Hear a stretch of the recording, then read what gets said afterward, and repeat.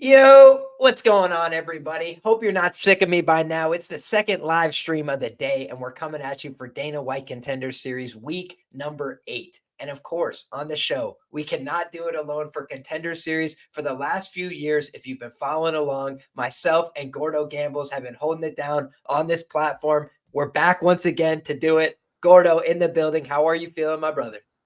I'm doing good, man. It's a good day of some Monday Night Football going on in the background. We're sweating out some matchups, and it got some Dana White Contender Series. There's only a few weeks left. We're taking them all in. We're enjoying some fights, and we've been having fun doing so. Let's look to keep these good times rolling and continue to cash some tickets here. Absolutely. The reads have been dialed, and we've been doing a pretty good job picking these underdogs, finding a couple winning prop methods as well. And now we have a Canadian on the card. So we'll see if we can get a Canadian winner finally for our brother Gordo. But he's got a tough customer in Jacobe Smith, and we've got plenty to talk about. But there's somebody that everybody's waiting for, a very popular name in the chat, a very sought after name in the community.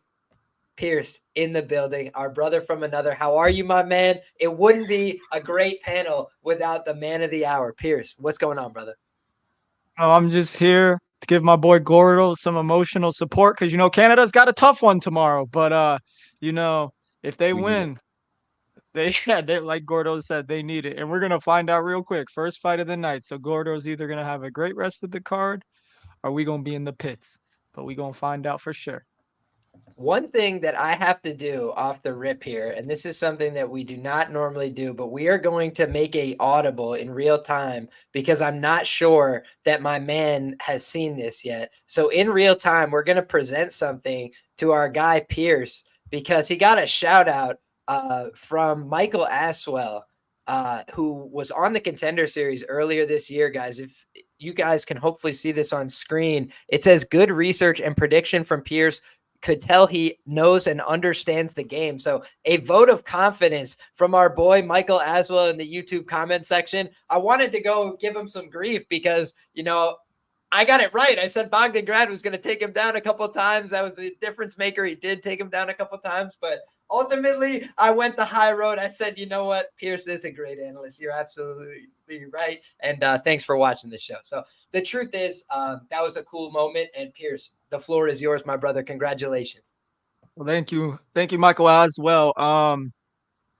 If you're watching this, I don't even know if I bet, I might have bet Grad that fight if I'm being honest, but hey, real recognizes He still liked real. the analysis. He still liked the analysis. Yeah. And what you had said and what I agreed on was whoever was plus money was probably the side, right? We thought Aswell had the advantage in cardio and the striking fundamentals, but I had said he was a little bit basic, right? He didn't really mix in those other tools. And I do think he's a young guy. He's going to mix in those things in the future. He'll be back. I also tried to iterate that in my point to him earlier. Shout out to our guy Hype MMA as well. I believe Michael Aswell had some positive comments on his breakdown as well. So it's cool to see guys like that. Chad Hellinger, another guy in the past.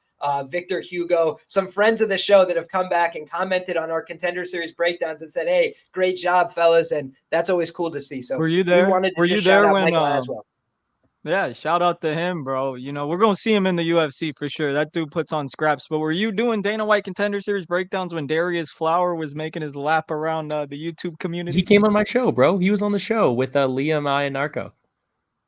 No fucking way. Was he like live on the show? Oh, he was live on the live stream. He was in my comment section. He's like, hey, bro, drop the link. I'll join up on the show. I'm like, and he hops in, bro. He talked his shit. And then after that, he tried to hit us up for some PayPal. So I don't know what's going on there. But he was like, if I won y'all some bets, hit me on PayPal. It was honestly, I respected the move. Although, as Alex Pereira said, I won't ask for money when you win because I will not give you money if you lose. Hey, Dana said they stopped doing the betting because of James Krause. I think it was because Darius Flowers cast a big bet on that plus 400 money line. I'll tell you that much. He did better than Justin James did, so we'll see. I absolutely love it, gentlemen. Well, without further ado, why don't we get into the action this week? And we've got a great one to start us off. We've got the Canadian. I honestly don't even feel like I should give this pronunciation. So why don't we kick this to Gordo first, the resident Canadian on the program? Why don't you break down this matchup and tell us who we're talking about? I could tell you that Jacobe Smith is an All-American from Oklahoma State. I could tell you that he's a great wrestler, a physical freak, very strong. He's got knockout power, a little bit reckless, a little bit green, but ultimately he's got insane athletic upside and probably some great takedowns. But why don't you tell us about his opponent here, the Canadian with a great name and a name that will roll off the tongue of Gordo Gambles, my brother.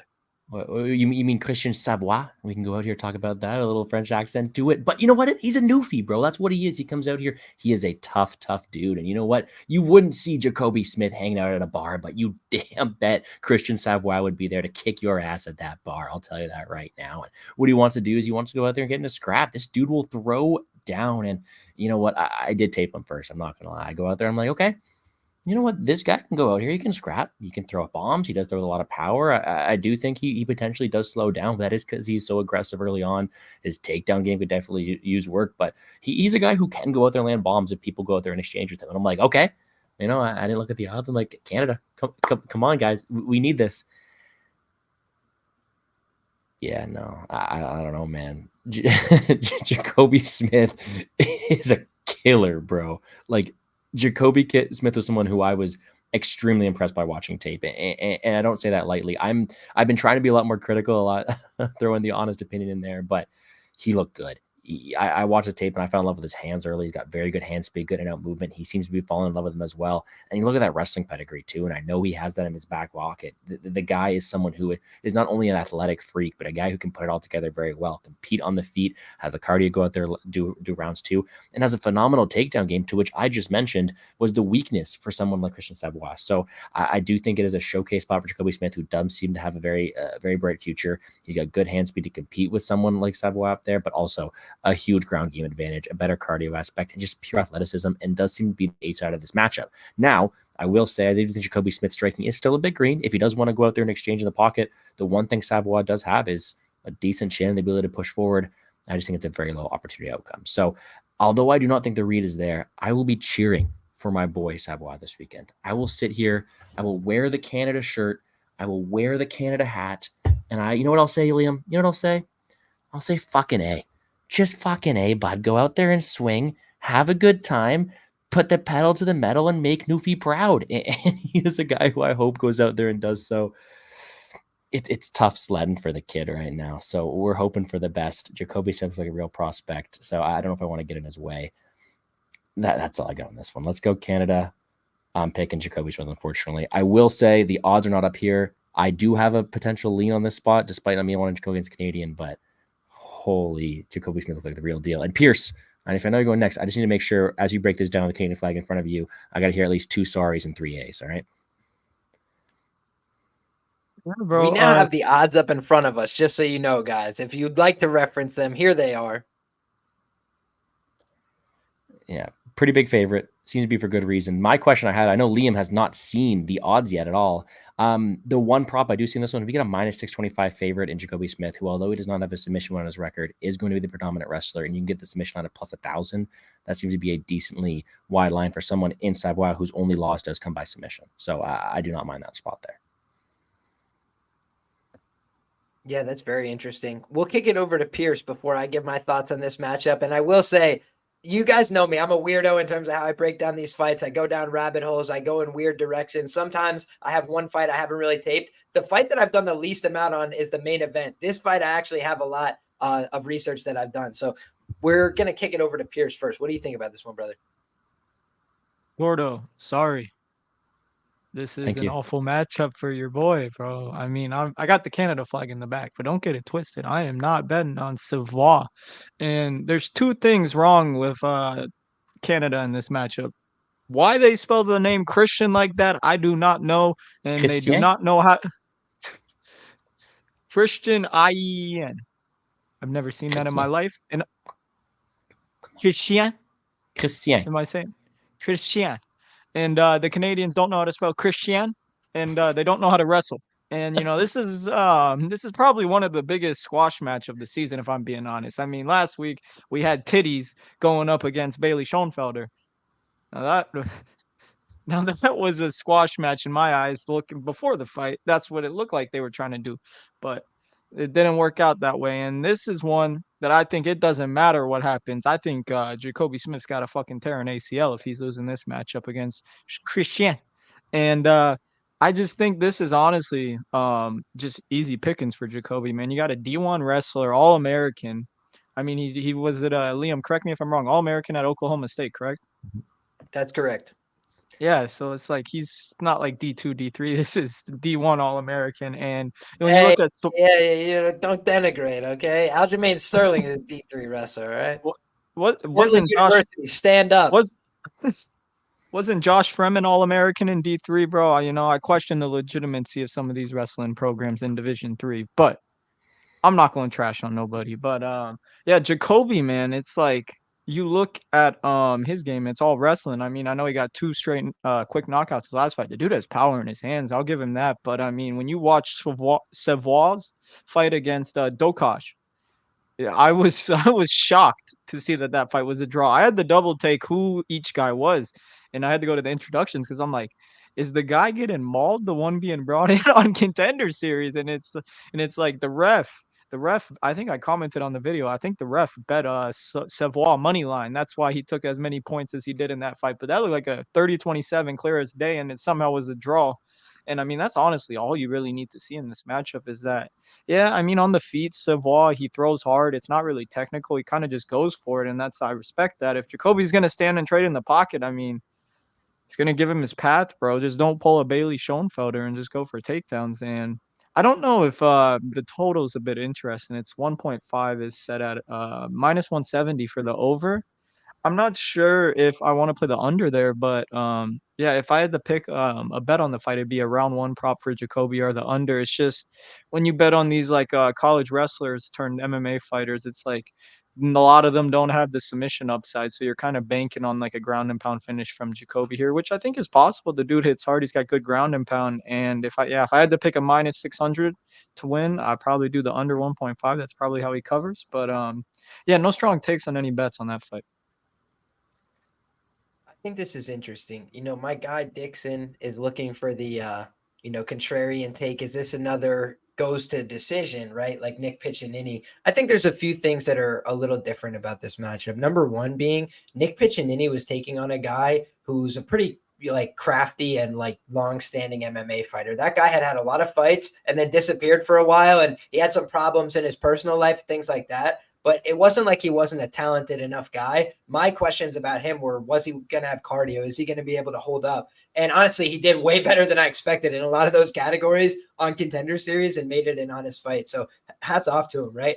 I do think that this Canadian guy is in good shape, right? I think he's showing up with a lot of, willingness and purpose. He's got some knockout power, but, the footage is just bad, right? Like that referee basically saved. Honestly, I thought he was in a position where he could have been stopped. And then the guy just like intervenes because he says shots to the back of the head. I mean, like when you talk about legal strikes in mixed martial arts, we got to understand there's a difference between hitting somebody in their brainstem, dropping an elbow like in the center of their spine or something. When you're hitting somebody on their own gloves on the side of their head, that's like most TKO finishes in MMA. Right? Like if you just look at the vast majority of ground and pound stoppages, it's somebody holding a rear waist from turtle and just punching somebody that's on the ground, like crumpled up, 2 hands over their head. And so I looked at that and I was like, man, like he took him away from a potential finishing position. And then the guy still beat his ass all night. And then he gets robbed to a draw. The guy couldn't believe it at the end of the fight. And he got a bunch of points taken away. It was a complete fugazi. So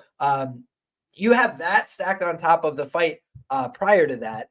And that was not a good look either. I'm talking about the Christien Savoie fight against Bassel Hafez. And Bassel Hafez, good fighter, right? Not a bad fighter at all. We've seen he can go out there and get takedowns. But the way he was able to take him down, pass the guard multiple times, get in these good positions. I mean, he was honestly going for like meme-like submissions, like mounted arm bars and triangles right off the rip because he just felt very comfortable attacking this guy. And he made a few mistakes. Like he fell off the top. He did a couple things sideways, but I don't think that Jacobe's going to do any of that, right? Like he's the opposite of that in terms of he's a wrestler, not a jiu-jitsu guy, not a guy who's, credited with this black belt and he wants to go out there and show his techniques and look for triangles from underneath. I don't see any of that. I could see him going for a rear naked choke here if this guy just shells up, turns away, gets into a rear waist cinch, and he grabs him from behind, something like that. But for the most part, Jacobe just comes out swinging crazy and he tries to kill people. And that is a good system for getting a contract on Contender Series. But from a downside perspective, I do think he has the makings of somebody who could gas out really bad on Contender Series. He's shown a pretty violent game. He comes out explosive. I think there's a lot of the right elements, but the one thing I worry about is the fight that he had. Let me go back and look at his record because I don't want to speak out of turn, but I watched a bunch of tape on Jacobe. Probably the Lewis and I'm high fight. on him. The Le'Veon Lewis. Yep. No, actually, you'll be surprised, dude. It was the Tommy Britton fight. And now he beat Tommy, goodness. Just every which way but loose, right?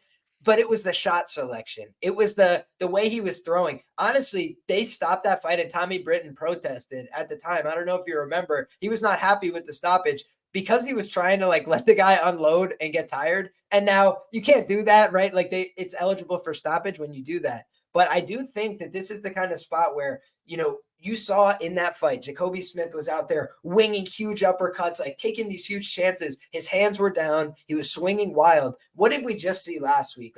Big favorite, guy who probably had more skill, but you get clipped early. What do they say? If you're a black belt, you get punched in the face, you're a purple belt.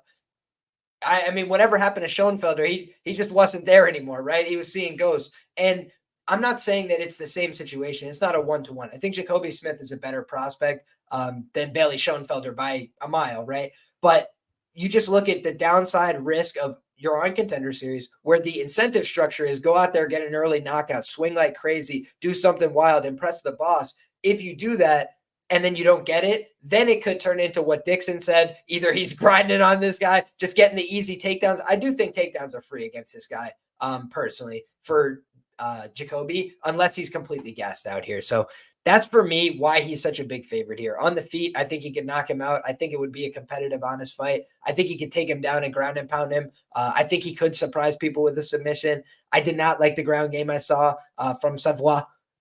However, he's training at Champions Creed. If I'm talking Canadian MMA and I'm giving some love and respect, it's to my guy, Chad and Hellinger and the Champions Creed folks. They've done a pretty good job of developing prospects over time. So let's see what they have to offer here. But overall, I think Jacobe Smith is going to get the job done, and I would not be surprised by any method of victory. I just think he's got a lot of advantages, and the takedown upside, I feel, will be substantial. Anything you guys want to add before we move to the next fight? Thoughts and prayers to Canada here. Hopefully see one go through the hoop. Yeah, we got to have it. What I will say is if you are seeing potential value on Savoie, which I'm not, I don't know how much either of us are in the spot here. I do believe this to be a spot where Jacobe's going to get steamed the next day. I mean, we saw Shannon Clark, Canadian legend, get bet up to minus 2,000 the day of. We saw Bailey Schoenfeld get some action last night too, or last week. But I think it's a spot where a lot of people are trying to see, are beginning to see who the A side of the matchup is, who the better wrestler, who the guy with better pedigree is here. And I do think because of that, a lot of money's going to come in his way. So typically I like to wait for domestics, but I don't know how much better line I'm going to get on a sub line for Jacobe, so I might take it early.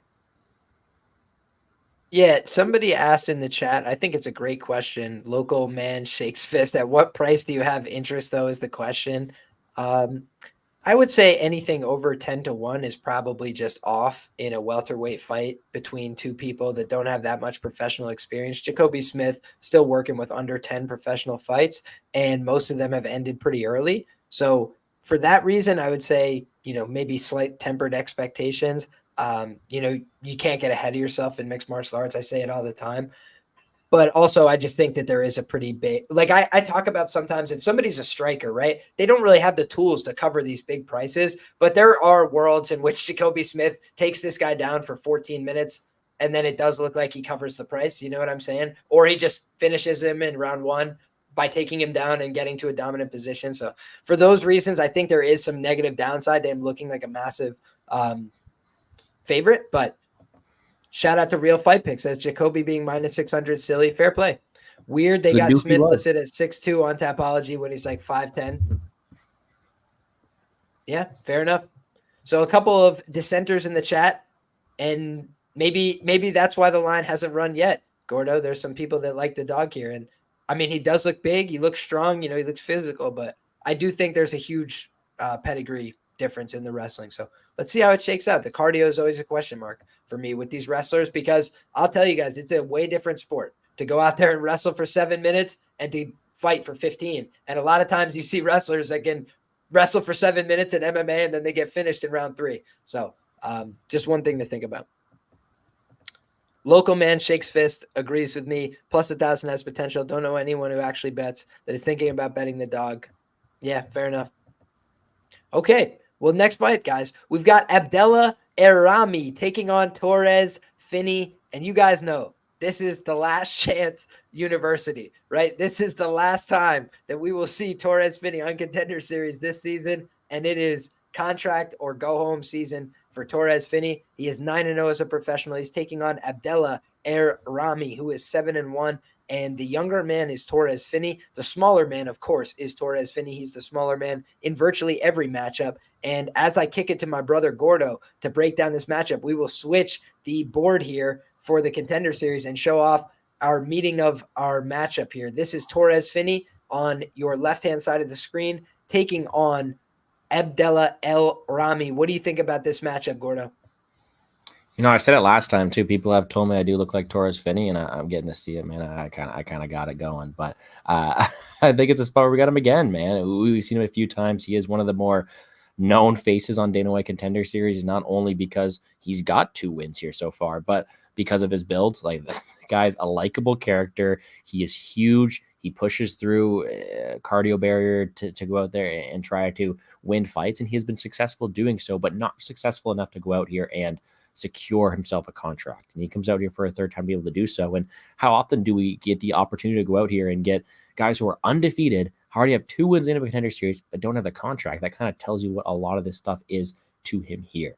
What we have at heart is a guy in Torrez Finney who is a very solid wrestler. He uses his physicality more times than not. And I think that maybe solid wrestler is interesting because he doesn't have the most technicality at it, but he's got brute strength. He's got a good ability to push through the cardio barrier. He's got the good ability to just wear on people, win minutes, win optics. His last fight wasn't the most entertaining, but he was able to push through it. And his first appearance, he was able to go out there and lock up that submission, but he does seem to be like a guy who potentially does have flaws. I know Pierce is a big Torrez Finney guy, and on all respect to him, but I do think Torrez Finney is someone who, as Dana White alluded to, may get smoked by some guys in the UFC.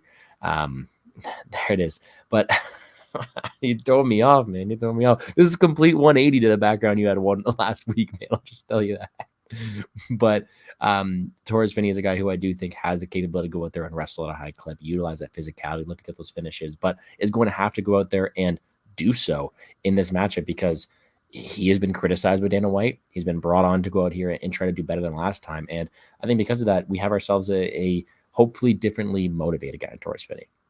I didn't expect much from Er-Ramy doing that tape. I thought he was going to be brought in here to potentially see if Torrez Finney can pass the test. I didn't mind Cam Rouson last time, and I didn't know how Er-Ramy was going to be, but I didn't mind his striking. I think the guy's got good power and close. He's got the ability to knock anybody's lights out, solid physicality in his own right. His one flaw is that takedown defense, and I do think that it could be something against Finney here, but I think he's got power. I think he's got solid cardio. I think he's someone who I still like to see improvements from, but I am struggling with this fight because I did want to look into it. I did want to back Torrez Finney, but straight up, you guys can disagree with me. I think the line's wrong. I will probably end up with a bet here on Er-Ramy this week. I know Torrez Finney is the A side, like Liam's going to pick up there, but I think in a spot where Dana White is motivating Finney to go out there and throw hands and be more entertaining and try to show him that he is worthy of a UFC contract, going out there and exchanging with a guy like Er-Ramy is a bad decision. Er-Ramy is going to be the better striker. I think Finney leaves his head out on the center line too often, although he's able to push through adversity and go out there and get those takedowns. I think on the feet, I favor the power, the clinch game of someone like Er-Ramy, and I do think he's able to go out there potentially in that finishing shot. If Torrez Finney commits to a 100% grapple heavy game plan, I think he can win this fight. However, I think in doing so, he is putting his contract at risk because it's not going to give him the most entertaining style. So in doing so, I think he leaves himself open on the feet. I think he wants to go for that beautiful looking KO shot. I think Er-Ramy is live to get the win. I think I ended up picking him outright. And because of the pace that I think Finney's going to try to bring to get that contract, I also think the fight doesn't go is live at a good price. I don't like to go against Finney. I think he's a cool dude. But I'm surprised by the way this line is. Interesting thoughts from Brother Gordo.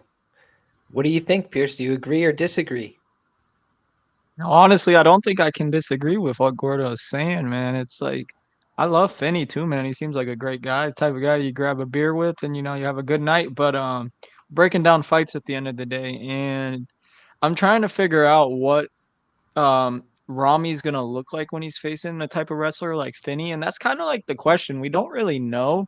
I know some people will be like, yeah, Ramy got dropped and mounted his last fight against this dude in PFL Europe. But one thing about Ramy, it's like he's kind of scrambly. He's not like a battle giraffe Cam Ralston where he's playing jujitsu off his back.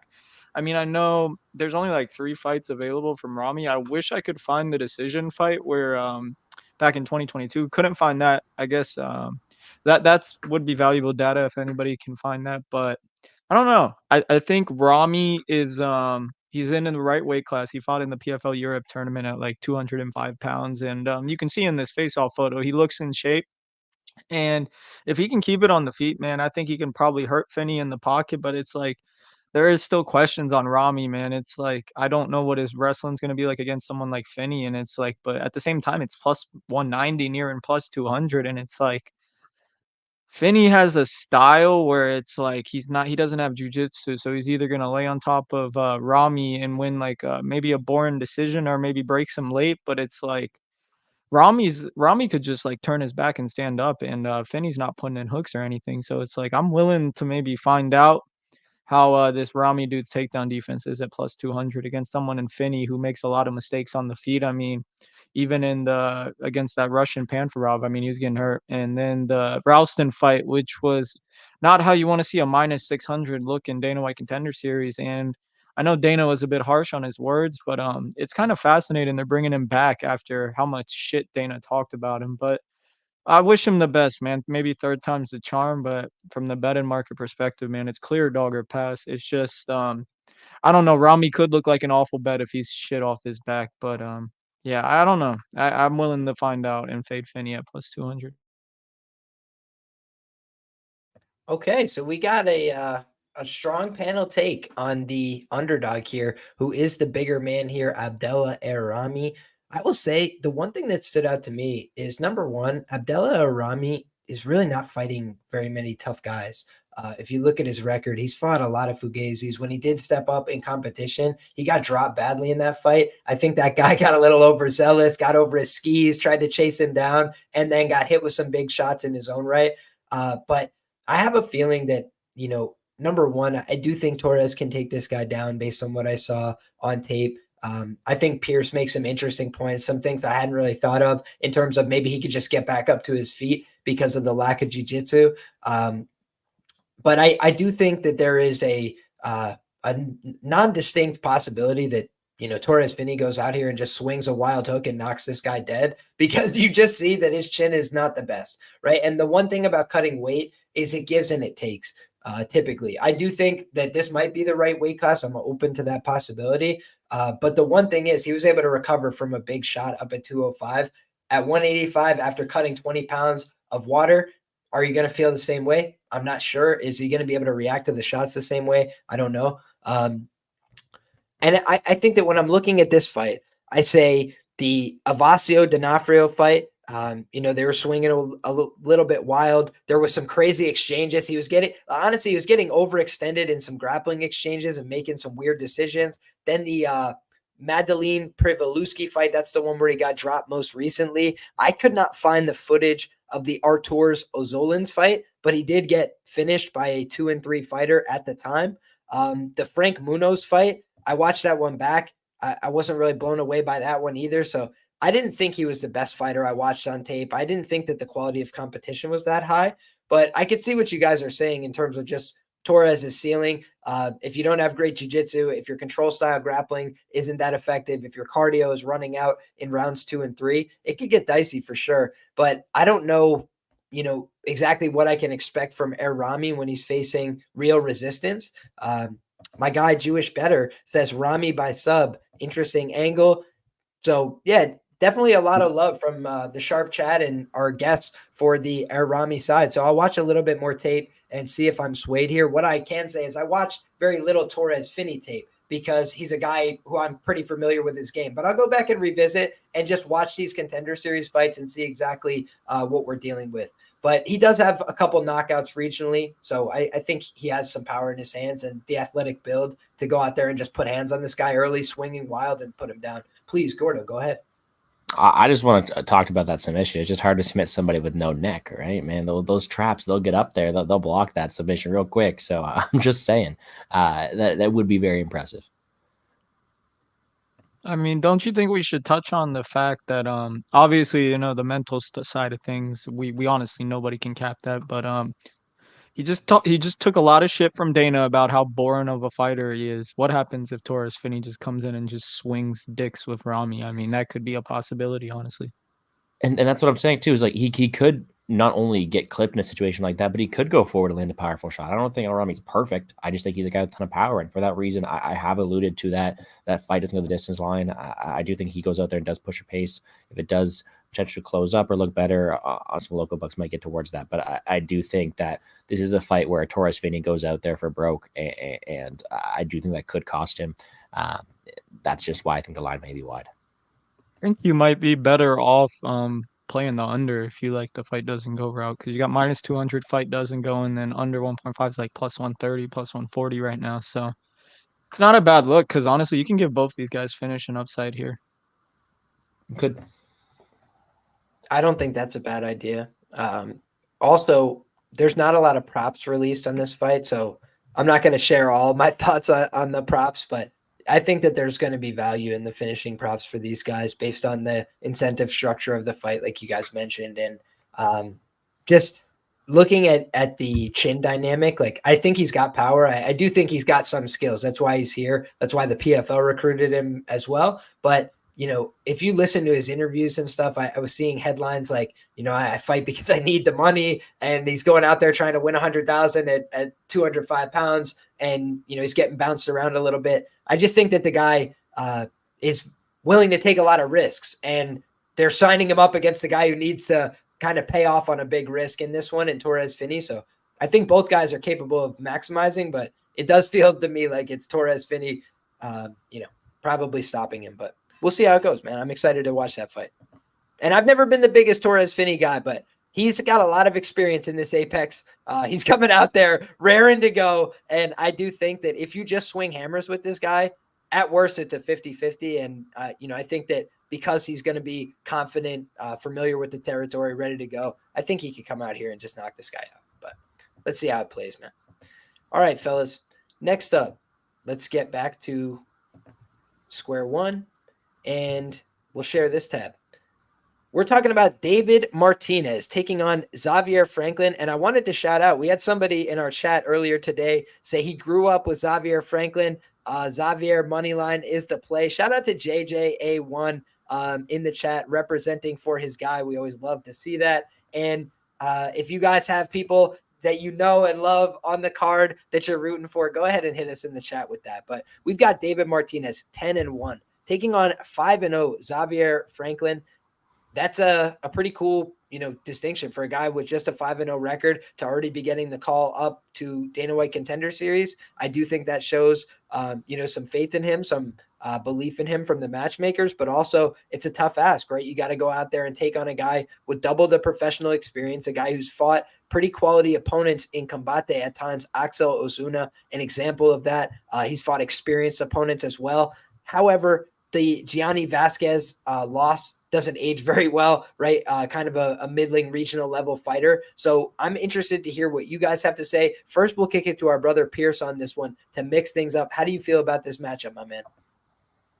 I'm agree with our boy in the chat, bro. Xavier Franklin money line. We're gonna take that shit to the bank, bro. It's gonna be highway robbery. So when I looked at this matchup, you know, there was a lot of talk around the town about how this David Martinez guy's the next man up from Mexico, how he's hyped up prospect from Combate and that he's gonna make a wave in the UFC. And then I watch his tape and it's like Yeah, I mean, he's got a cool highlight reel. He's got good a lot of his KOs come from that big right hand. He's got great counters, and that's one thing I'll give him. But one thing I didn't like about him is like before he finds these KOs, it's like he's a bit underwhelming at range. I feel like he doesn't fill the space too well. He's I feel like some he can be outworked if that makes sense. Well, I think he has good counters. I think a guy in Xavier Franklin is going to be pushing the pace on him, man. I was going in here thinking that this Martinez guy was being set up to win, but then when you watch the Franklin tape, man, this kid's good, man. He's like the little engine that could, man. He's just forward pressured, work the body, and then he brings his shots up top. And I really like his forward pressure and speed in this matchup, man. I know Martinez is kind of someone who will rely on the lateral movement and move side to side and just kind of pick his counters, but I mean, I feel like the way to beat him is you just got to stay in Martinez's face and you really got to push the pace on him. And I feel like someone in Xavier Franklin, who's been in 5-round fights before, he's been into the championship rounds and he just continues to march forward. He's got good wrestling as well. I mean, I wouldn't put it past him to maybe look for some takedowns here. I know in the Axel Asuna fight, we saw Axel get mount in the 3rd or 4th round. And I mean, Xavier's the type of guy where it's like, he has good counter wrestling as well. So I know maybe if the pressure's not working off, you can maybe sprawl on a takedown and look to take the back there. But I just like this kid's pace, man. I like how he sets up his shots. He's going to work the body. And I really think he's going to, he could break David down the stretch, man. I don't know. I feel like this line's worst case pick him. Honestly, I was maybe giving Xavier Franklin like 55% here. I just think his style is a lot more effective in this matchup where I know I'm going to be having the guy that's pushing the pace, that's going forward. Whereas David, he's probably going to rely on that counter. And if it doesn't come, man, he could be getting outworked down the stretch. So I, it's kind of hard for me to gauge like how much someone should bet at the current line, but I did play Franklin pretty large at plus 200 on Sunday. So I don't know. I think you could maybe give him minus 130 here. And if I'm looking at props to attack on this fight that I think are kind of off, I saw his decision line is like plus 350 on Bet Online. I didn't play it, but since I have so much on his money line, but if you're looking for an angle on him, I don't mind that at all. I think both guys are durable. I think normally in these bantamweight fights, they tend to go the distance, and I think plus 325 decision's good, but you can also plus 140 on the money line. I think that's solid as well. Probably my favorite dog on the whole card. I love it. Bold take from Pierce, coming in hot, got the analysis, got the breakdown, got the bet. Absolutely sensational. Gordo, what are you thinking about this matchup, my man? Do you agree? Do you disagree? We always say there's more than one way to skin a cat, bunch of different sharp ways to attack a fight. How do you feel about this one, my brother? Yeah, I mean, I feel like if you have the conviction that someone like Pierce does in this spot to go for, this is one I do not have the utmost confidence in. And I'll skip right to the pick here. Is if gun to my head, if I had to choose a way this fight was going to go down, I do favor the David Martinez side slightly towards winning those optics here. I completely agree. Xavier Franklin is going to be the guy going forward. I think if there is wrestling exchanges, he will be the guy to go out there, potentially come on top. But I think in the style they both have, I do think David Martinez is the more battle-tested, proven striker here. I think I like his lateral footwork ability to move side to side, to get in and out of the exchanges. And although he may not have that same pure pop or aggression and maybe exciting style that Xavier Franklin does, I do think in a 15-minute kickboxing affair, to which I believe this fight to be, that Martinez has more experience at that, is someone who can manage their range, someone who can build to create his counters, and someone who can keep Xavier Franklin at bay. Now, I do not say that with the most conviction, like I mentioned, not one where I want to play him at minus 195, but I do think in a spot here, he is someone who I do think I like his experience and like his ability to succeed in the way I see this fight coming out. Now, yes, that plus money is a great line that Pierce got there. I'll power to him. And again, if you have the conviction he does, all power to him. But I know I've said that like 3 times, but truly do not have much more to add on this spot here. I do think when it comes down to it, the diverse weapons that Martinez has is enough to keep him at bay and utilize the footwork to stay off the cage, to stay off the ground, and keep this a kickboxing affair where I think he has some success. But man, a very tough fight to call. I think both these guys could have some potential success in the UFC, and I'm excited to see who goes out there and gets this one done. If the line continued to close, I don't think the experience of Martinez should make him an underdog outright, so might have to get to him there. But aside from that, I do not have much action on this one. Okay, so what I'll say off the rip is I want to do a little bit more tape before I finalize my thoughts on this one. But right now, my inclination is with our brother Pierce. When you look at Xavier Franklin, here's what I like about him. Number one, deceptive record, 5-0. you look at his amateur results. He's got a bunch of amateur results. A lot of them are stoppages, guys. He's a dangerous striker. He's got power in his hands. Pierce mentioned it.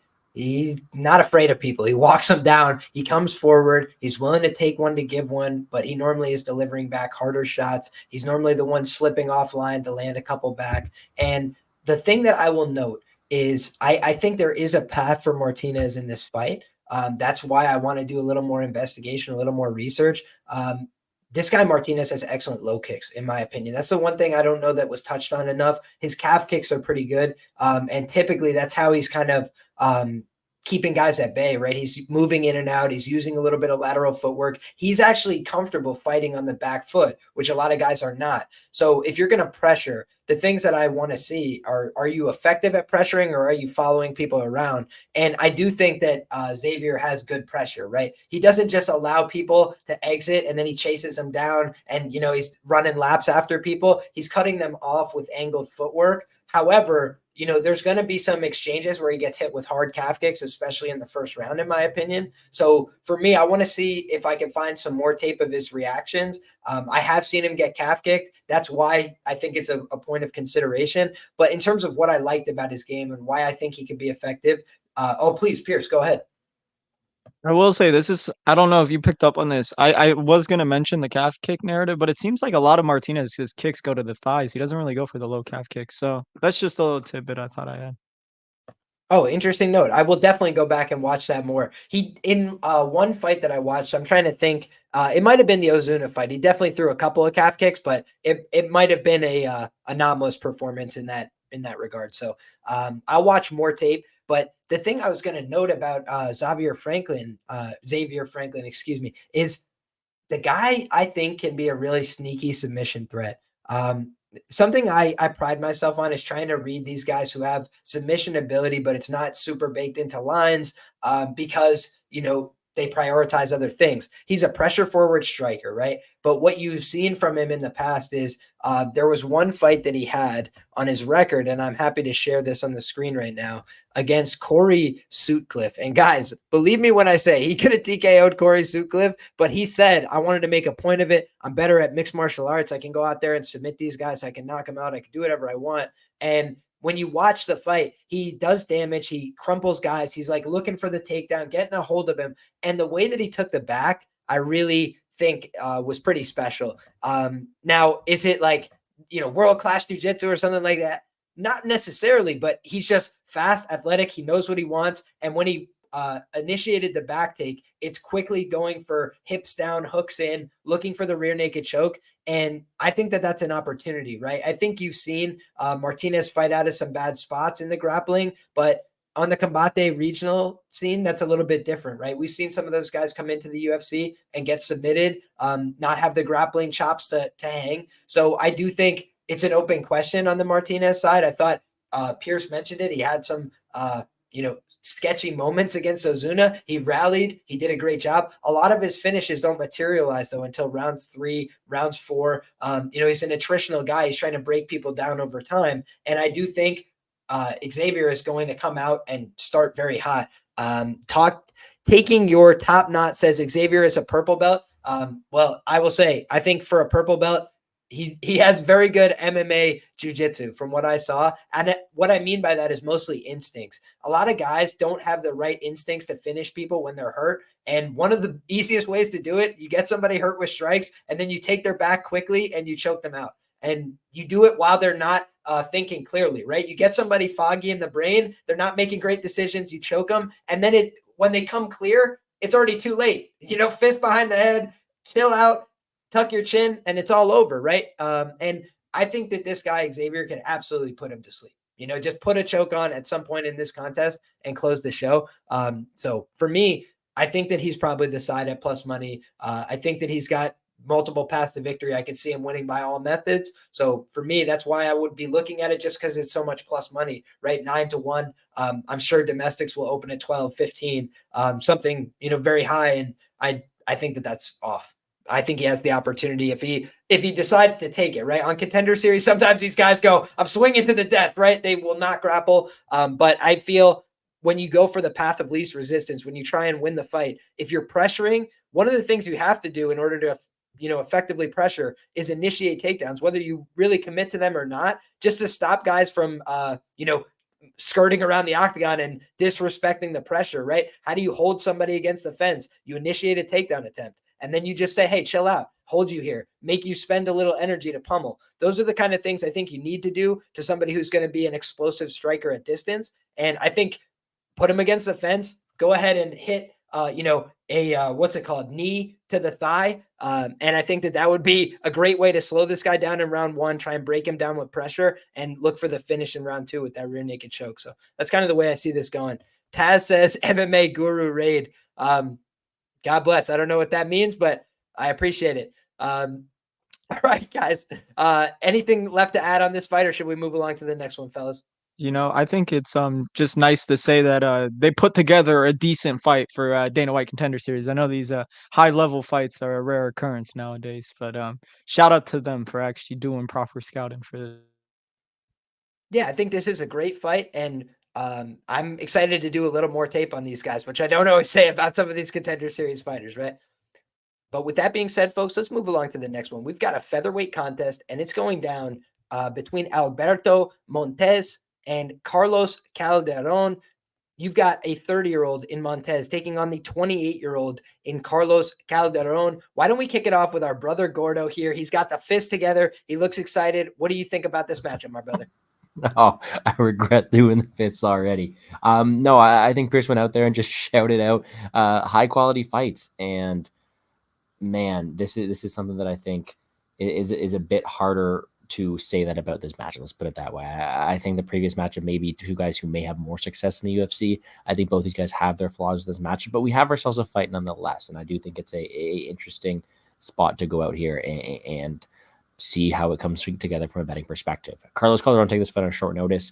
I was not as impressed with the guy. I think he's a very solid submission guy. He's a guy who's able to go out here and potentially have success if the fight gets to the mat, but on the feet is a little bit slower, keeps his hands pretty low. It's there to be hit. And although he does have some decent grappling transitions, he is someone who's also able to be stuck from bottom position. So he's someone who I think has these flaws to go out there and struggle potentially at a higher level. But someone who, if he gets a weaker opponent, is able to get him to the mat, can have some success.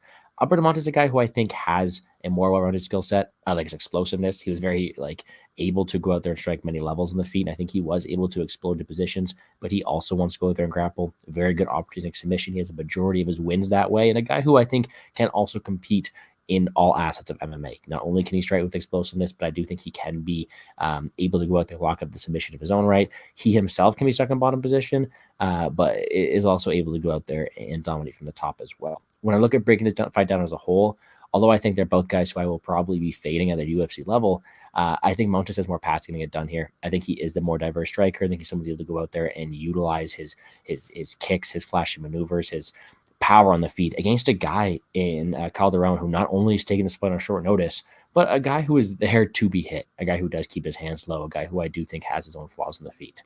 Now, if this fight gets taken down to the ground where we are able to get some scrambles, I do think Calderon is a very slick grappler. I just think Montes is able to keep his own. More times than not, I think Montes is able to get this done, more variety in his game. And I do think the line that is sticking out to me here is a guy like Montes by KO. Plus 500, pretty wide line. I do think that Calderon does keep his hands pretty low. Should be an interesting fight. Not my favorite one on the card, but that's all I got for you this one. There you have it. Short, sweet, to the point. Love it. Pierce, what do you think of this matchup, my brother? Yo, bro, they need to put me in contact with this guy's nutritionist, bro. What is this build, bro? I've never seen a back like that before, bro. This is like some next level goat shed supplements that they got going on there, bro. What the fuck? That's actually like bizarre. Like, why? He's like, I don't even know how to describe it. Scapular That's winging, What, bro. he's got the Weak wings? serratus He's got the anterior. wings? Yeah. Hey, he gonna fly like an angel Tuesday, bro, and hit that KO for us. But yeah, man, these guys are awful. I don't know why. We go from wow, we have a high level fight, the last one with Franklin and Martinez, and then we go, how the fuck are these guys here? I mean, this Montes guy was supposed to fight fucking Robbie Ring. I don't know if you guys remember Robbie Ring from last year, bro. That I don't know what you're trying to say, Gordo, but I got cooked on Robbie Ring. So if you talking shit, bro, You mean that the brings up GOAT, bad. bro? Robbie Ring ain't my fucking GOAT, bro. Luis Puel. Nah, but what I was gonna say is I honestly don't know if they were bringing in Montes to lose to Robbie Ring, but yeah, I don't know. I think that just goes to show that they're matching him up with Robbie Ring. What the UFC thinks of this level of fight, and you bring in someone in Calderon who's like, I remember him from LFA when he fought this big tank of a man. I can't name's not coming to mind right now, but it was Curtis Ellis. That dude's just a spazzy athletic guy, and he got dropped in that fight, which I thought was interesting. And then he rallied back and found the sub. And I don't know, Calderon's just kind of like a wild card, man. He kind of just spazzes out on the mat, bro. He's definitely sub over position, man. I don't know if this guy knows how to pace himself on the mat. So I mean, maybe he can find a opportunistic back take and look for a submission against my boy Montes. But I can't get a good read on Montes, man. He's fighting kind of bums. He's kind of a Darce choke merchant. That's kind of his move. You see him go for it damn near fucking every fight is that Darce choke. But I get why I see a lot of people talking about taking a dog shot on Calderon. Well, when you watch like Montes, yeah, his tape is suspect as shit. But like, I don't know, someone in Calderon, man, he's just too much of a spaz for me to trust. If I'm playing Calderon, I'm playing the sub or I'm leaving it the fuck alone. But yeah, don't lay chalk on -260 Alberto Montes. This dude's kind of bummy, but I guess maybe a total, maybe go for the under 1.5, just considering the pace that Calderon said he's on like 2 weeks notice. So maybe he just goes out for the kill. And I think if you can get a fight ends by sub prop, fuck it. These guys are submission threats. It's not a bad idea. But I don't know if they offer that for Contender Series. But yeah, either guy by sub honestly isn't that bad. I absolutely love where your head's at, Pierce, because I feel the same way. I think both of them have pretty good offense in terms of their, jujitsu systems, but I don't really trust their defense.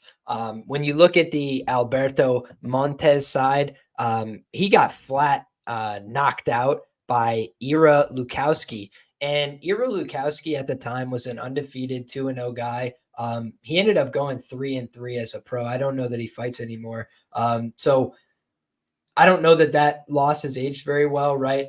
That guy basically beat him by pressuring forward, being aggressive, making him miss a little bit. He kind of throws a lot of wild kicks and stuff from the outside.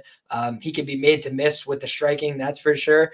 And then when you look at the grappling, there were some weird transitions in his fights. I had mentioned it on somebody else's tape. The Richie Santiago choke I thought was beautiful. He definitely has great technique on that anaconda choke. I think that is by far and away his best technique. I would not be surprised if he submits that long neck giraffe across from him with that anaconda choke.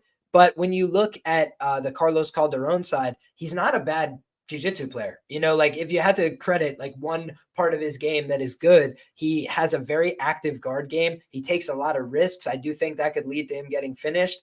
Especially like you mentioned, Pierce, on short notice, when you're really active from the guard like that, it's very taxing on your cardio, especially if the other guy knows how to grapple too. And I do think that this guy could just take his back at some point and choke him because he's got that giraffe neck. So anaconda choke or rear naked choke. But Calderon is a little bit tricky. He throws up that omoplata series, which is not common in MMA. If you have a suspect game in your own right, if you make any mistakes on the ground, you could end up in some dicey situations, back takes, leg entanglements, all sorts of weird positions. And looking at Calderon's record, he's got a bunch of guillotine chokes. The Motaz Oscar fight, he did lose that fight, but he had a bunch of moments of success there as well in terms of implementing a triangle choke that looked to be very tight at one point. And his opponent just toughed it out, stayed in it, and was able to like gas him out. So I think that's the path here is, if Montes is going to win this fight, he might be in some ugly situations in the grappling early. If they just strike it out, I think it's a much more even fight just because they're both going to be throwing wild kicks and, kind of acting the fool. I think they're both at their best when they're in their grappling element. So for me, that's the way I see the fight. I think if it's a guard matchup, if it's one guy on top in the full guard, then Calderon's probably going to have a lot of success. Honestly, he's very good from down there and very active. He throws up elbows. He makes it uncomfortable. But I think that if it's, dynamic front headlock positions, you're probably going to see Montes come away with the win. I think he's a little bit smoother from there. His opponent's got a massive neck, like I mentioned. So it's a big target area, right? And I would just say as a guillotine merchant myself, I think that that's something that, would instantly draw my attention, right? To see my opponent looks like a giraffe. I'd be thinking to myself, if I could put some pressure on that neck, it's going to be a really bad situation for him. So that for me is where you have an opponent on short notice with that tough anthropomorphic reality, right? Which is just that he's got an extremely long neck. That's a huge target. Please go ahead. You just got to share some of that with Torrez Finney is all I got to say, man. You donate a bit of that neck. Maybe we can get that submission in that Er-Ramy fight. But no, I'm with you, man. That is definitely out there. Hell yeah, man. All right. So if that's all that we've got for this fight, then we can move along to the main event of the evening, fellas. And let's go ahead and bring it up. We've got an international main event. We've got Diyar Nurgozhay taking on Bartosz Szewczyk. And this is a closely lined matchup. It's going down in the light heavyweight division. And we will bring up the face-off as well here between these large gentlemen. And here it is. So we've got the big boys swinging it down at 205. And both these guys have about 10 professional fights apiece, 9 professional fights, 9 professional wins for Diyar Nurgozhay, and Bartosz Szewczyk is 8-2-1. Gordo, why don't you start us off, my brother? What do you think about this fight? All right, yeah, this main event's definitely an interesting one. I going out there and watching both these fighters, I don't necessarily think they are the most talented fighters in all aspects, but I think they bring entertaining fights. I think there's a reason why they're the main event here, because they do go out there, typically put on, entertaining spots where there's a highlight reel knockouts at opportunities. But I think we've got a really big different class of styles. I think we have the pure striker here in Bartosz, who does have the ability to go out there and counter strike. He does have a lot of power. Like, the dude is a terrifying striker who's able to go out there and knock people's head off, but he seems to be limited to that. His volume to me is pretty inconsistent. I think he is someone who it was okay to counter strike when he feels a better striker, is willing to blitz in and put more volume out there when he has to. But someone who is going to want to keep this fight on the feet, look to take your head off, and he has had good opportunities doing so. Diyar looks like a guy who, although has fought lower level competition, seems to have the physicality, the well-rounded skill set to go out there and win this fight in multiple aspects. And I think he is a guy who I would consider more well-rounded of the two. He is very dominant from top position. Shall he get there? He is someone who has the ability to get people out of there if he gets on top. His wrestling is maybe not the best, but it's something he will go to sometimes. And on the feet, although he doesn't have that same counter striking as someone like Bartosz, will go forward, will throw the fight any attention.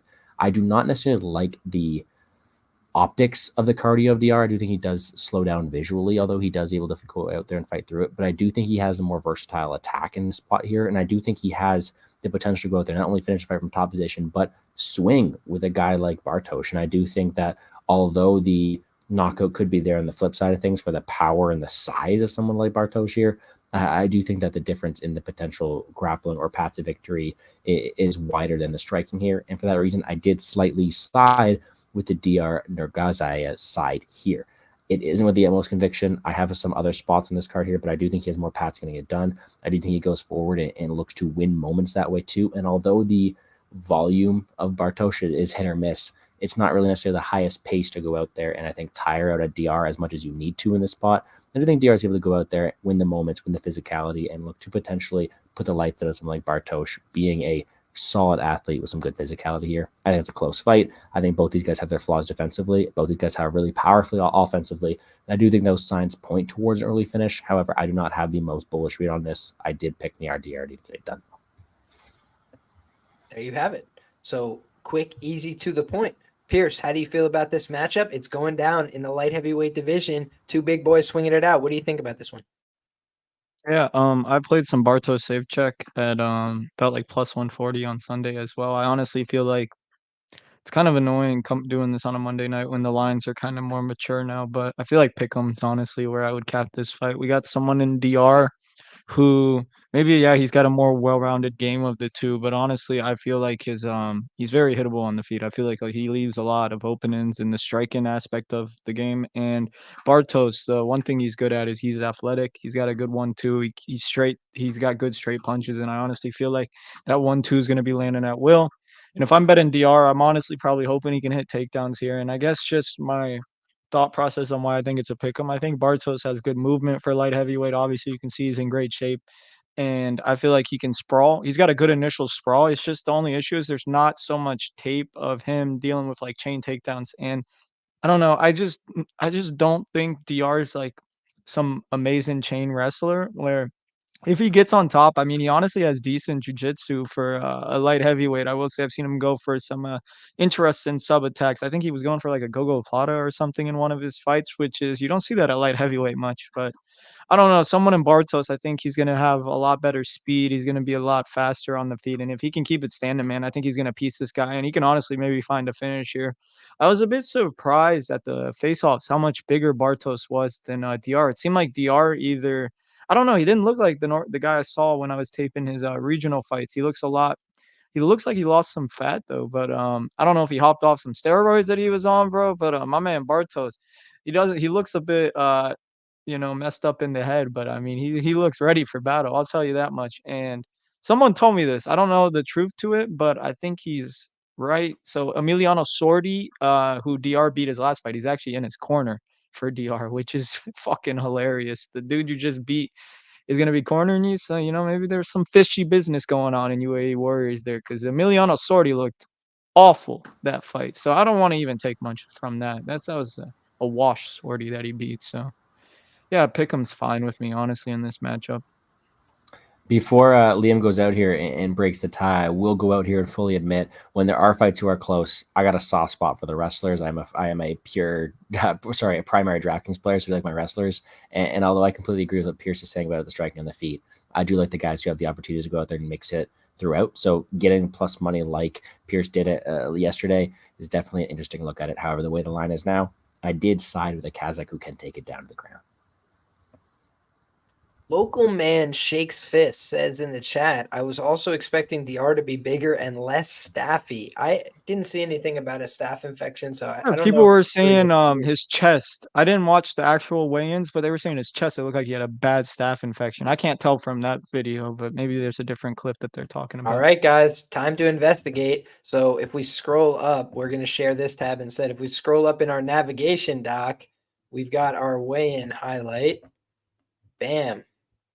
And all right, here we go. I was sharing the wrong tab, and I'm still somehow sharing the wrong tab. Give me a second, guys. Here we go. Now we've got what we need. I'm just going to the right part of the video so we don't get nerfed off of YouTube for taking somebody else's content. Okay, here we go.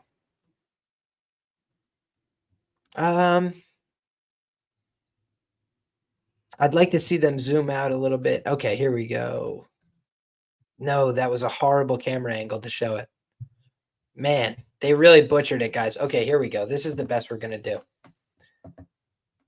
do. You guys see what they're talking about?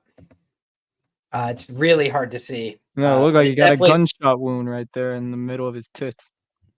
Yeah, he's got a little something going on. Dogfather says, yeah, he looks like he had staph, kind of healed up though. Yeah, very possible. Could be a pimple, but yeah, it doesn't look great. It doesn't look great. So now we could definitely get that off the screen out of respect for the viewer. But yeah, that's what they're talking about when they say less staffy. So certainly something you want to be concerned about in that regard.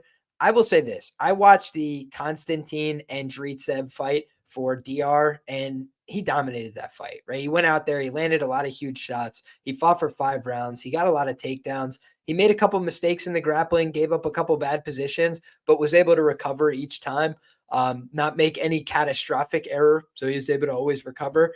And looking at the Bartosz Suzuki side, I watched his fight with, I'm trying to look back, Ahmed Salamov, right? And Ahmed Salamov was taking him down pretty easily in the early going and getting to good positions and kind of doing what he wanted. But that guy was no good. So he kept falling over the top and making bad decisions. And please go ahead. He's good, bro. He's good, bro. He beat the GOAT, Robert Valentine, bro. So it's not a bad win.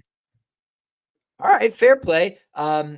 I will say this though. What I saw from that guy was he was not prepared for the cardiovascular commitment that he had made that evening, right? He was ready to fight for 5 minutes and he looked great. And then as the fight kept getting extended, he had a heel hook that I thought was dead to rights at one point. And I will say, this guy, Bartosz, is not a quitter. If you put him in a heel hook, right, he's not just going to give up. He's going to see it out to the end and try and kick off. And he moved all around the cage and rolled like 3-4 times. So he showed a lot of courage in that fight. I don't think he's a guy who's going to be easy to get out of there. But then you look at the fight he lost via rear naked choke. It was against a way more experienced opponent, but he just shows some inexperience in the grappling. There's many instances in his tape where he gets taken down, where he gives up bad positions, and a lot of these guys haven't been able to make him pay. I could, foresee that this being the fight where the rubber kind of meets the road a little bit. This guy's both aggressive with his strikes and willing to look for subs, willing to jump on the back, willing to look for the rear naked choke. And sometimes it costs him, right? He had his opponent so bloody, he went for a rear naked choke. The guy just turned in to face him. I was like, damn, and that's where some guys break mentally, but he was able to continue just pushing, right? Keep going in the fight. And I thought that was an admirable quality. So Diyar is the guy who's never lost. I do think you favor him slightly in this contest, but I understand what Pierce is saying. Line should be close. Two guys that both have a set of skills. The thing I'll say about Bartosz that's impressive is his takedown defense kind of gets better as he gets a read on you, as he starts to see what you're trying to do. So the first couple of takedowns, I think they're going to be like free 99. But if he gets back up to his feet and tries to, continue to make him work, he does a better job down blocking, reading his opponent's entries on the follow-up attempts. And I did see him making those adjustments in real time. The way he beat that Russian cat who was better at grappling than he was by sticking it out in the cardio and eventually going to basic maneuvers like the go behind, like trying to just put two hooks in. You don't have to be the better grappler to get somebody tired and choke them out. It's just that simple. And especially in MMA where you could also punch them, knee them, make them tired by artificial means. In a grappling match, it takes a lot of time, right? You got to hold on. You got to do all these things. You got to make them tired from control, from top position, from smothering, from pressure. Whereas in a fight, you can just punch them like 10 times. They're going to be exhausted, right? It's a much easier way to chip away at the gas tank. So for me, that's kind of where I foresee some big problems is in the early going. I think Diyar is going to have an opportunity to just get good positions and potentially finish the fight. But if the fight gets extended, I think that's where the underdog starts to come into play here. He's a guy that builds into his fights. He starts to feel himself. And I don't think the opponents that Diyar has fought in the past were able to hurt him. They were able to make him work. They were able to keep him, going through these paces over the 3 rounds, over the 5 rounds. But when you look at, were they able to hurt him? Were they able to put some doubt in his mind? Most of them were not. And I think that this Bartosz guy can. Like Pierce mentioned, simple 1-2, but it's fast, it's effective. He looks like he's a roid head. It's so funny to me always watching Polish MMA. I love the Poles, right?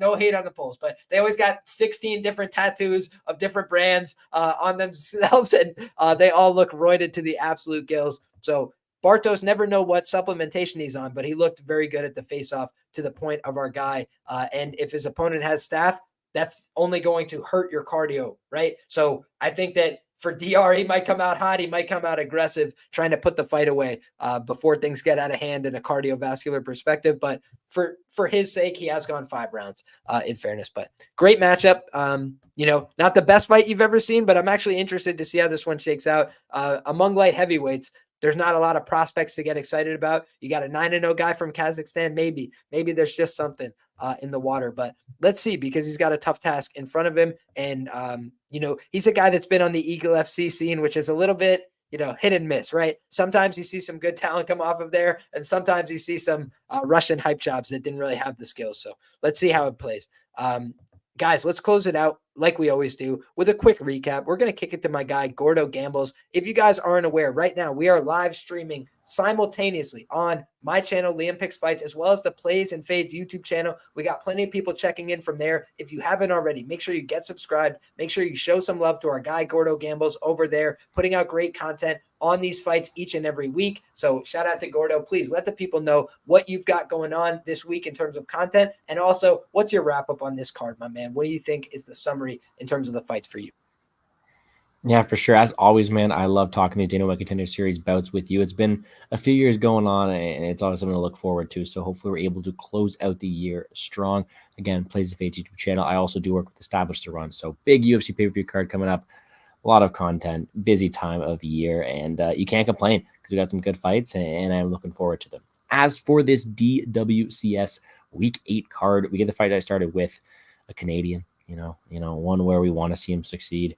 We are still searching the next George St. Pierre, the next guy to go out there. And unfortunate news, I don't necessarily think Christian Savoie is that guy. I know, hot take this week, I don't think he's the next GSP coming out there, but what he is a brawler, a newfie brawler, who I do think has a lot of power. And in a spot like this is going to be the more battle-tested guy, the guy you do not want to run into at a bar, but is facing a very hyped-up prospect here for good reason. A guy in Smith who does have a college wrestling pedigree, a very good one at that. Someone who has fallen in love with his hands recently, but a guy who I do think is the A side of this matchup, very talented. I do think for that reason, Jacobe Smith should be favored.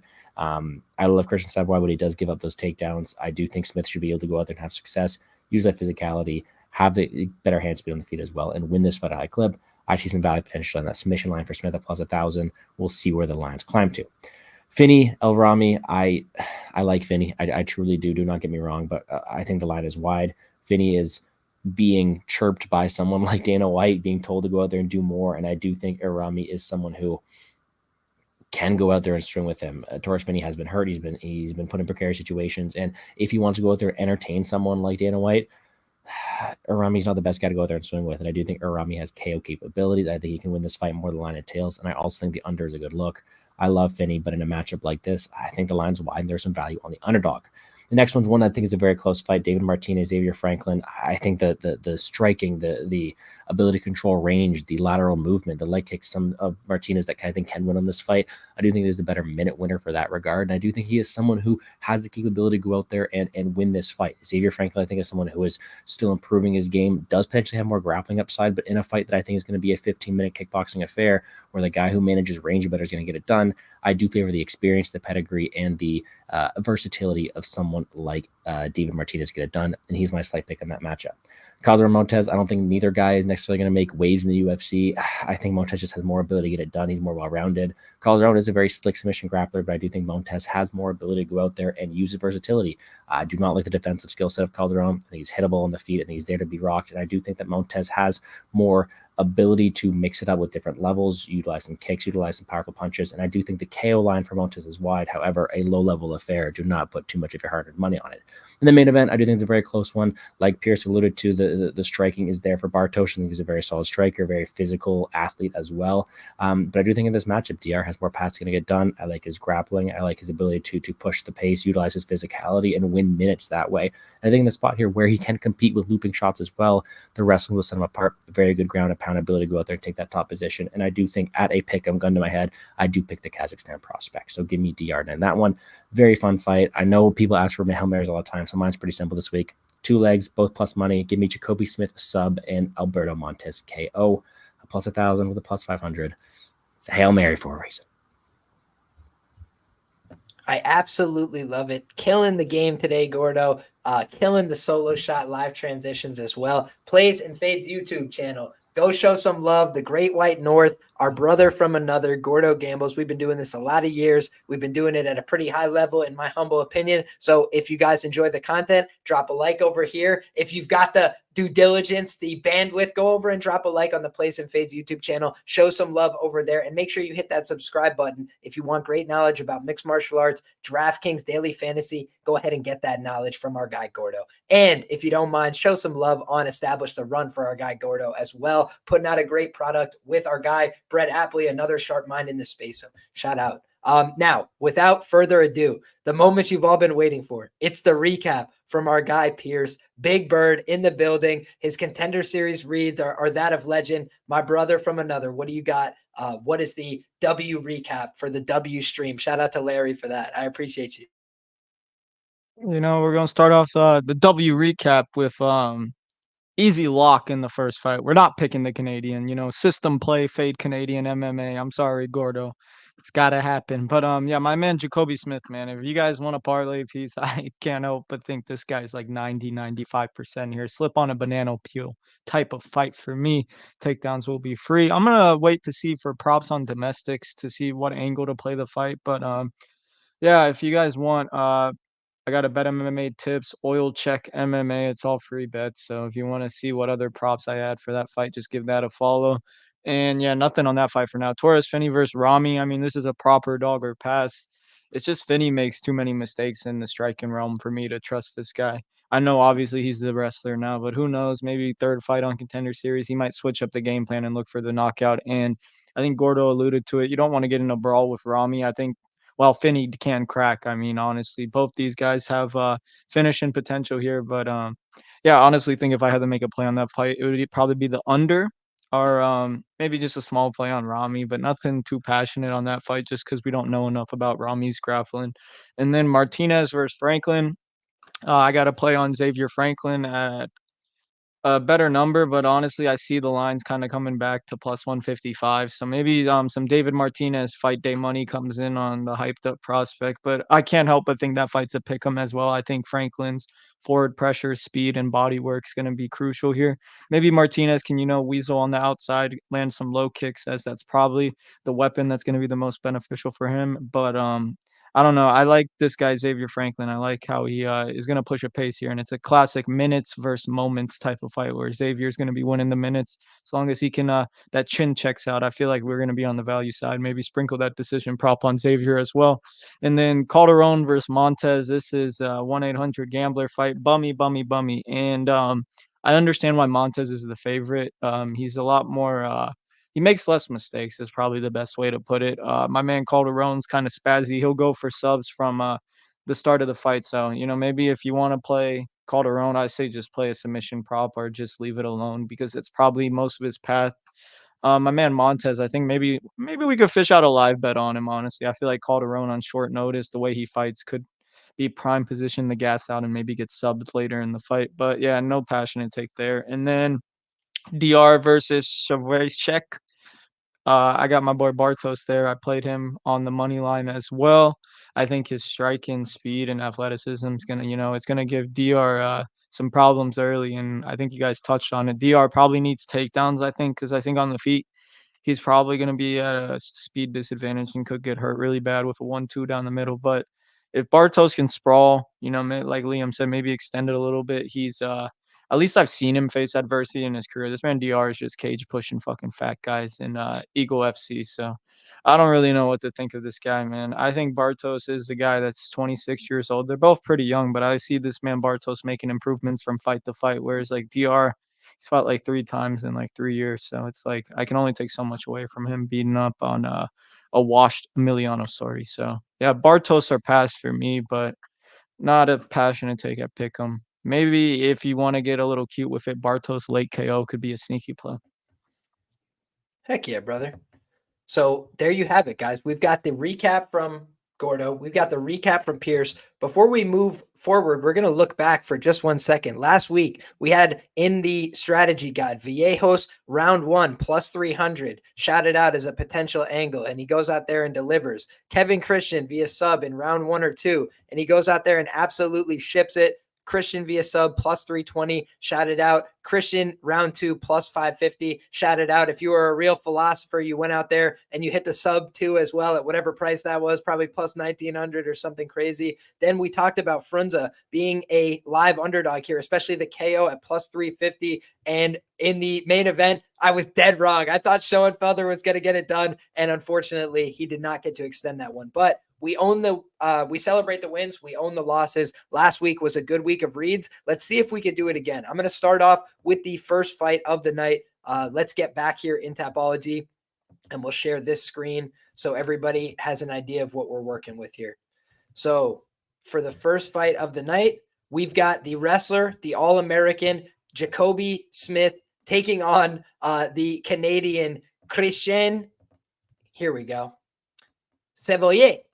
And I think that this is going to be Jacobe Smith probably mauling our friend Savoie, unfortunately. I think that Savoie has a chance to win because Jacobe Smith is sometimes a little wild with his brawling. He's a little bit reckless. He's a little bit, willing to swing in the pocket. But I think he's got the athletic upside. I think he's the guy who has better takedowns. I think he's the guy who has a better ground game, better control on the mat. I think he could do more damage from the top position. And I think that as long as he fights a smart game plan, like I expect him to, Kyle Crutchmer in the corner, a lot of guys from the Oklahoma State, lineage have done very well at the UFC level. Think Daniel Cormier, think Johnny Hendricks. This is a fighting culture, right? That they come out of this school and they're ready to fight more often than not. So yeah, Nick Piccinini came in with a few less fights, maybe had a tough time on Contender Series.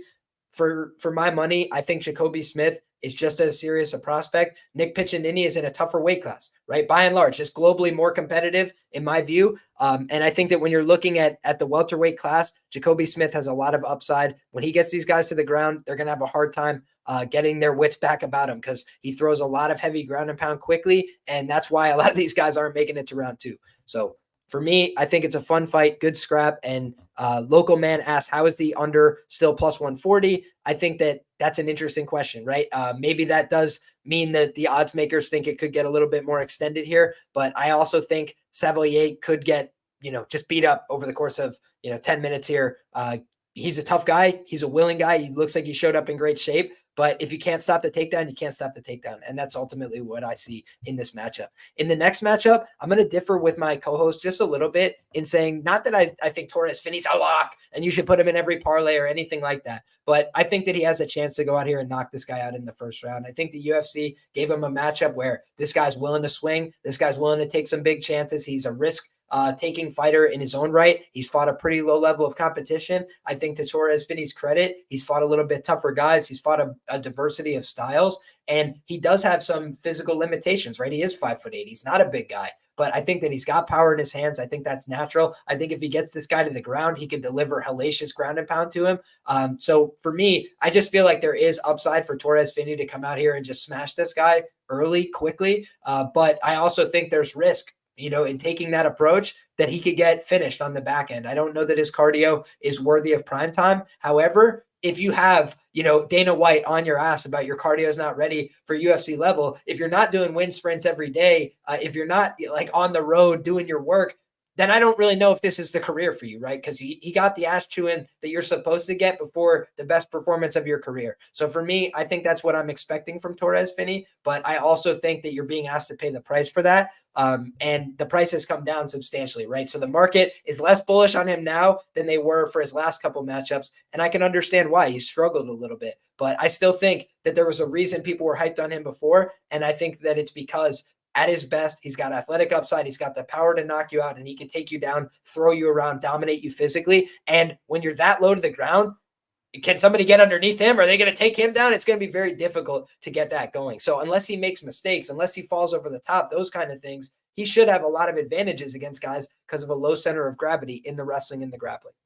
With that being said, we'll move to the next fight where I think Xavier Franklin is a live underdog as well. I think David Martinez has dangerous low kicks. I think he's got pretty crafty striking. I'm questioning his grappling. I'm questioning what happens if he gets put in some dangerous situations with Xavier pressing forward, using his extreme pressure, right? He comes forward, he uses lateral footwork, he cuts off the angles, and he's going to try and force this guy into a heavy boxing match. He's got a lot of knockouts on his record, but also when he hurts guys, when guys start making bad decisions or trying to wrestle reactively because they're getting pressured, he's very good at wrestling back into them, taking them down, beating them up. And I saw a very nice rear naked choke on his resume. It's against a lower level opponent, but I saw the right fundamentals. I think he's got finishing instincts. I think he can win this fight inside the distance. I think we've seen Martinez tested by the best guys he fought regionally. And I think a lot of the guys he fought regionally didn't have enough to offer him. I think this is where the rubber meets the road. He can win. He's got the striking to do it, but I think his path is a close decision more often than not. Whereas I think that Xavier Franklin has a chance to go out there and win this by all methods. So for me, that's what makes him a live underdog in this spot. Alberto Montes and Carlos Calderon is a fight where I think both guys have a chance to submit one another. So for that reason, I guess, it's a dog or pass situation for me. I do think that Montes, he can be made to look bad, right? He had an inexperienced opponent, a guy with less experience than him come out there, make him miss, make him look bad, and then knock him out silly, knocked him cold in that fight. So do I think somebody could come in there and kind of swing reckless and put him down? Yes. And also, I think that when you look at the grappling, I do favor him. He does have a slightly shorter neck, and he's got a little bit more high percentage finishes with the front headlock series. But I think that Carlos Calderon, for guard playing in MMA, is pretty damn competent from down there. So in terms of like guys you want to go out there and just power grapple, you might make a mistake with this guy one time and end up in a bad situation, triangle choke, an arm bar, and not be able to recover. So for me, that's why, it's a live underdog situation, but he's got the short notice. There's a couple things putting me off. So ends by sub. Pierce shouted it out before. It's not open anywhere. When it opens up, I think that's something that you want to at least consider in this matchup, because both guys, that's how they like to get it done. That's how they're going to look to do it. And both of them look to have Giraffe next to me. So let's see if somebody can latch on a choke here. And I also think both of them could get hurt on the feet. That's a club and sub opportunity. We saw it in the main event last week. What was it, 35-1 that the guy was to win by submission? And was he better at jiu-jitsu? Probably not. Does it matter when somebody's rocked? No, it does not. So it's just something to keep in the back of our minds.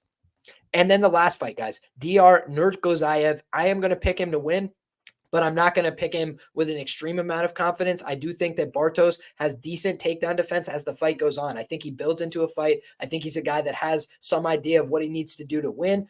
I've seen him go out there against better grapplers, pace them, and then defeat them on the ground. So that's a vote of confidence there. But I've seen this other guy, Diyar, go for 5 rounds. I've never seen him lose. I've seen him out there exchanging on the feet. I've seen him say, hey, you know what? This guy's trying to land back on me. I'm going to take him down. I've seen him make a lot of the right decisions under pressure, I felt. And when I saw him make a mistake, end up in a bad position, he didn't panic. He didn't get overwhelmed, and he was able to recover every time. So for me, I just think that you see one guy in Bartosz who has probably fought a little bit more resistance, but you've seen those elements fall apart for him at times, the grappling, the takedown defense, the decision-making on the ground. And I think that on the other side for Diyar, I think if this is a striking matchup, it's going to be a lot closer. But I think his decision-making on the ground is superior. I think his ability to pass is probably superior. So I think that Diyar is probably going to have his way if he's able to wrestle and grapple. But we saw what Schoenfelder was going to have his way if he got to wrestle and grapple, right? In our projections and everybody's thought for how the fight was going to go. It's a fight. It starts on the feet. 2 guys swinging at each other. They're both nervous as shit. It's the biggest moment of their life, and they've got a lot of money on the other side of this outcome. So for them, it's a high pressure situation, and you could see a lot of things go wrong. So for me, that's why I don't like big chalk in any regard on the Contender series. But as this line narrows, it does seem to me like I understand why Diyar is a slight favorite here as the undefeated fighter, who I think, has an ability to mix up the wrestling and the grappling. Staph infection, I don't know if I want to touch it, right? That's burnt me before. So there you have it, guys. That's the recap. I'm going to cut everything with timestamps. And if you guys are interested in UFC 307 content, we got that for you on the channel. We did the first look earlier. My guy Pierce was on my ass. He's saying, yo, how are you going to go on and do the Contender Series stream?